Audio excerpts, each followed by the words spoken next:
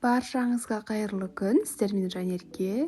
Бүгін дәрумендерге бай, өте қарапайым заттан жасалатын фруктовый салат жасаймыз. Видеоны соңына дейін қарап, менің каналыма тіркелуді ұмытпаңыздар. Ең алдымен бізге керекті фруктыларымызды жуып аламыз. Ең алдымен алмұрт, қаласаңыз қабығын ашып қолдансаңыз болады. Кейін алманы да дәл солай сүйектерінен тазалап, майдалап, кубиктап турап аламыз. Кейін бір бананымызды кубиктап майдалап турап аламыз. Қалауыңызша фрукты қолдансаңыздар болады. Ең соңынан осындай тәтті айранымызды да қосамыз.